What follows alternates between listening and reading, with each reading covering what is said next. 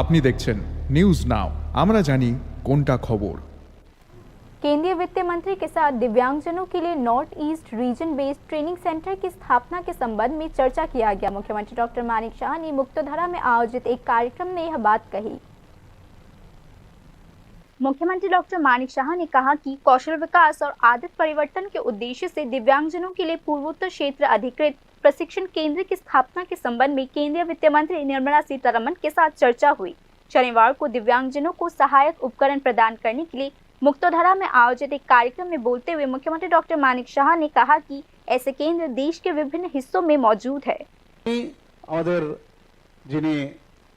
Honourable finance minister আছে, ওনার সাথে আমি কথা বলি। আমি বললাম যে ওদের সম্পর্কে আমাদের একটু চিন্তা করা প্রয়োজন। উনি সাথে সাথে আমাকে অ্যাপ্রিসিয়েট করলেন যে না, এটা তো সাংঘাতিক, এটা করা উচিত।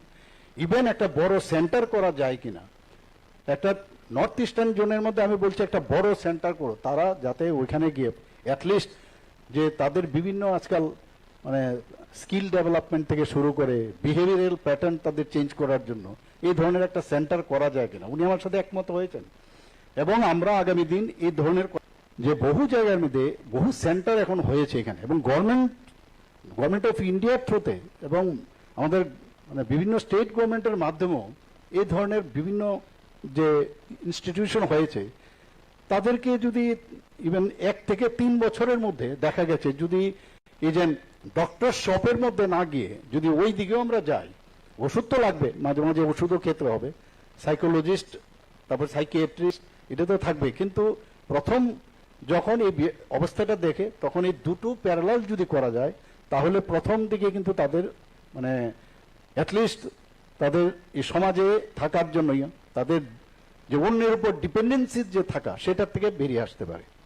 তারাও কিন্তু যদি ওই ট্রেনিং নেয় তারা কিন্তু ডিপেন্ডেন্সি কমে যাবে এবং নিজেরাও কিন্তু ওই সমাজে থেকে এবং তাদের আর্নিং ক্যাপাসিটি পর্যন্ত করা যায়। আমি এই আর্টিকেলের মধ্যে আমি জানতে পারলাম বহু লোককে এরকম ভালো করেছে এবং ইভেন 5 স্টার হোটেল থেকে আরম্ভ করে বিভিন্ন যেসব গাড়ি করে যাওয়া, গাড়ির থেকে ফিরে আসা, সেই সব মানে নিজেকে তাদেরকে সমাজে প্রতিষ্ঠিত করার ক্ষেত্রে ইনস্টিটিউটগুলো কিন্তু কাজ করে। राज्य के सभी 8 जिलों में जिला दिव्यांग पुनर्वास केंद्र है।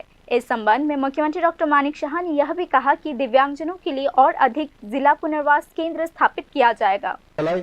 যে 8টি ডিডিআরসি আছে এবং আরো কয়েকটা ডিডিআরসি মোস্ট প্রবাবলি আরো করবেন, একটু আগে বললেন অন্যান্য জায়গায় 4টি ডিডিআরসি চালু করা হয়, এর মধ্যে করে তারপরে হয়েছে 8টি ডিডিআরসি।